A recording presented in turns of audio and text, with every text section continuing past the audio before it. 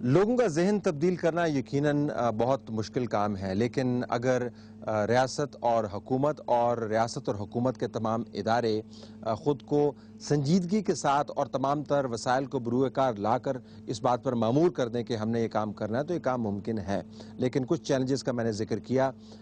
جس کی وجہ سے ذہن کی تبدیلی شاید اس طریقے سے نہیں ہو پا رہی، کیونکہ جس ماحول کے اندر یہ ذہن آپریٹ کر رہا ہے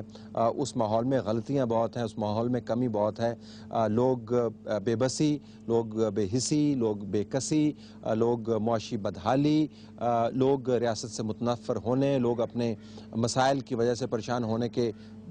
بعد اور اس کی وجہ سے ان تمام ایشوز کے اوپر نظر نہیں رکھتے جو ریاست اور حکومت اپنے تئیں ڈی ریڈیکلائزیشن کے نام سے سامنے لا رہی ہے۔ دوسرا بڑا چیلنج یہ ہے کہ اگر ماڈرن ریاست نے اور ماڈرن حکومت نے اپنے آپ کو ان جتھا برداروں اور بندوق برداروں سے علیحدہ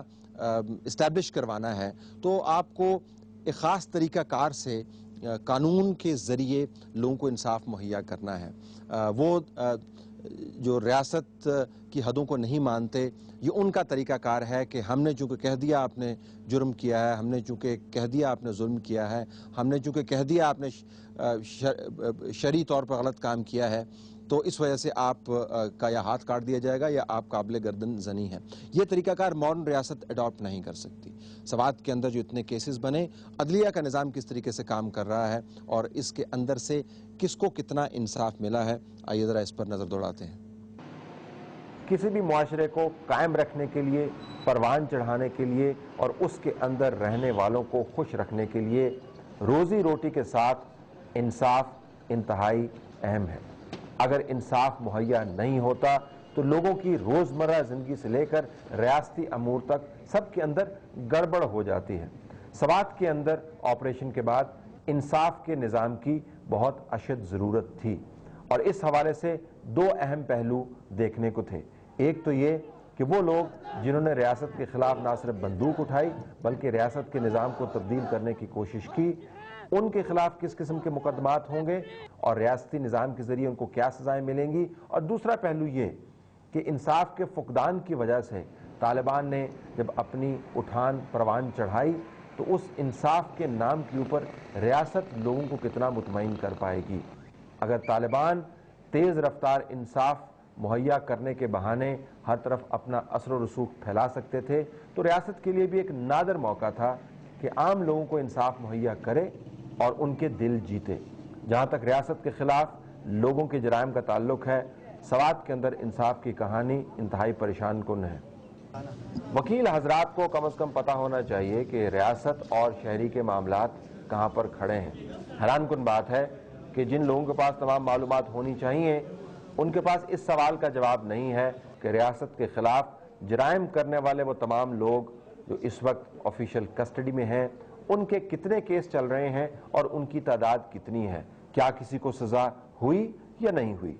ان کے کیسز جو ہے نا وہ تو بعض تو وہ ریکارڈ بھی نہیں ہے، مطلب جو طریقہ کار ہے کسی کو پکڑا گیا تو وہ پولیس کے حوالے کرتے ہیں، پولیس جو ہے نا ان کو 24 گھنٹے کے اندر جو ہے وہ عدالت میں پیش کرتے ہیں، تو ان کا جو ہے نا وہ معمول کے مطابق جو پروسیڈنگ شروع ہو جاتی ہے اور پھر جو اس پہ جو ہے نا کیس چلتے ہیں۔ یہاں تو ایسا نہیں ہوا، تو ہمیں پتہ نہیں کہ کتنے لوگوں کو جو ہے نا پکڑا گیا اور ان کی کیسز جو ہے نا اس وقت جو ہے نا سامنے آئیں گی جب وہ پولیس جو ہے نا اس کو عدالت میں پیش کریں گے، اس پہ باقاعدہ جو ہے نا وہ مقدمات درج ہوں گے، تو اس وقت ابھی ہمیں پتہ نہیں ہے کہ کتنے لوگ جو ہے نا سیکورٹی فورسز کے پاس ہے اور ان کا جو ہے نا کیسز چل رہے ہیں، لیکن عدالت میں تقریباً نہیں ہے یہاں۔ اصل وجہ یہ ہے کہ مقدمات یہاں جو ہے نمٹائے جاتے ہیں نا تو یہ شہادت کی بنیاد پہ جو ہے نا یہ نمٹائے جاتے ہیں۔ جو سیول کیس ہو یا کرمنل کیس ہو، تو اگر کوئی شہادت نہیں آئے گی تو کیس جو ہے نا کس طرح جو ہے نا کامیاب ہوگا، تو کمی اس بات کی ہے کہ شہادت کے لیے کوئی آتا نہیں ہے۔ مقامی صحافیوں کے بیان کے مطابق بھی وہ لوگ جنہوں نے ریاست کے خلاف اتنی بڑی جنگ لڑی ابھی تک آزاد شہریوں کی طرح گھوم رہے ہیں۔ جن کو کورٹس کے سامنے پیش کیا گیا وہ کورٹس میں سے سزا لیے بغیر آرام سے باہر آ گئے۔ سوات آپریشن سے پہلے بھی سیکورٹی فورسز نے کافی تعداد میں شدت پسندوں کو گرفتار کیا تھا اور خاص کر جب لوگ آئی ٹی پیز میں گئے تو اس کے بعد سوات میں جو فوج کا بڑا آپریشن شروع ہوا تو اس دوران بھی ہزاروں کی تعداد میں سیکورٹی فورسز نے شدت پسندوں کو گرفتار کیا. اس میں ایسے شدت پسند بھی ہے، ان کی تعداد سینکڑوں میں ہے، جنہوں نے خود ہی سرنڈر کیا کہ ان کے گھروں کو جلایا گیا یا ان کے رشتہ داروں وغیرہ کو گرفتار کیا گیا. ان میں جو اہم نام ہے وہ مسلم خان محمود خان ہے، جو ابھی تک پچھلے 1 سال سے زائد کا عرصہ ہو گیا ہے کہ وہ سیکورٹی فورسز کے زیر حراست ہے، لیکن ابھی تک ان کو مسلم خان وغیرہ کو عدالتوں میں اس لیے پیش نہیں کیا جا سکا کہ سیکورٹی فورسز کے پاس ان کے خلاف گواہی کے لیے، شہادت کے لیے کوئی بندے نہیں ہیں. ابھی تک ہزاروں کی تعداد میں سیکورٹی فورسز کے پاس شدت پسند جو گرفتار ہے وہ موجود ہے، لیکن گواہی نہ ہونے کی وجہ سے ان کو پیش نہیں کیا جا رہا. اس سے پہلے کئی شدت پسندوں کو سوات کے جو شہری نظام عدل ریگولیشن ہے اس کے تحت عدالتوں میں پیش کیا گیا، لیکن عدالتوں نے عدم ثبوت کی بنا پر ان کو بری کر دیا. اور اس میں ایک خاص واقعہ مٹک کا ہے جہاں کا ایک پولیس اہلکار جن کو سر عام بازار میں لوگوں کے سامنے ذبح کیا گیا تھا، اور پھر دارالقضا میں جو ہائی کورٹ ہے یہاں کا، وہاں پر ان کا کیس چلا. انسداد دہشت گردی کی عدالت نے ان کو بری کیا، اور اس کے بعد جب ان کو دارالقضا میں پیش کیا گیا تو ان کی بیوی بھائیوں کو یا دمکا کر یا کسی طریقے سے انہوں نے ان کے خلاف شہادت نہیں دی اور وہ شخص بری ہو گیا جو بھی آزاد ہے. تو صورتحال یہ ہے کہ شہادت نہ ہونے کی وجہ سے جو شدت پسند سیکورٹی فورسز کی حراست میں ہے تو ان کو عدالتوں میں پیش نہیں کیا جا رہا، اور جب تک ان کے پاس